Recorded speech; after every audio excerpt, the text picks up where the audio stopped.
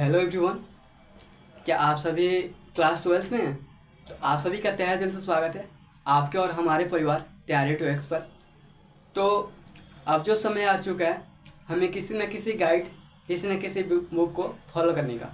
जैसे question bank, model paper, PYQ के सारे क्वेश्चन पर बहुत सारी किताबें मार्केट में आ चुकी है और जिसको लेने में आप सभी को बहुत सारी प्रॉब्लम हो रही, बहुत कन्फ्यूजन हो रही है कि आखिर हम कौन सा बुक लें, कौन सा बुक हमारे लिए सही रहेगा। तो मैं गाइड करूंगा आपको और सजेशन भी दूंगा कि आपको कौन सी बुक लेनी चाहिए और क्यों लेनी चाहिए। तो आपको सबसे पहले अगर मार्केट में जाते हैं, आपको मिलता है टारगेट का बुक, जो PYQ से संग्रहित होता है। PYQ का मतलब क्या होता है? प्रीवियस ईयर क्वेश्चन, यानी पिछले वर्षों में पूछे गए सारे प्रश्न का हल और पूरे प्रश्न जो हैं उसको संग्रहित करके एक बुक में दिया रहता है। वही जो टारगेट का बुक होता है।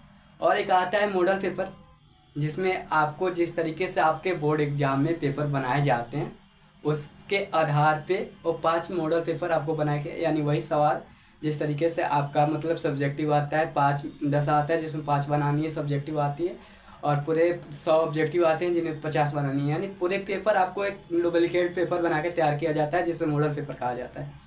तो मॉडल पेपर आपको देखने को मिलेगा बुक में, मार्केट में। और जो कि यहाँ तक कि किताब ही आपको सिर्फ ऑब्जेक्टिव का भी देखने को मिलेगा मार्केट में, और सब्जेक्टिव का अलग बुक देखने को मिलेगा।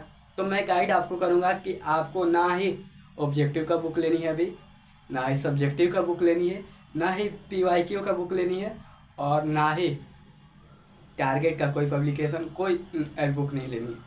आपको सिर्फ अभी अपने सारे थ्योरी को कवर करनी है। और मैं एक गाइड करूँगा कि आपको अगर बुक लेने की इतनी इच्छा है तो आप चैप्टर वाइज जो बुक हैं उसको ले, जिसमें आपके चैप्टर वाइज सारे सवाल दिए हों, जिसमें चैप्टर वाइज ऑब्जेक्टिव दिए हो, चैप्टर वाइज सब्जेक्टिव दिए हों, जो ऑब्जेक्टिव सब्जेक्टिव एक ही में ज्वाइंट हो, कि ना कि सब्जेक्टिव के लिए अलग बुक, ऑब्जेक्टिव के लिए अलग बुक, ऐसी कोई किताब ना ले।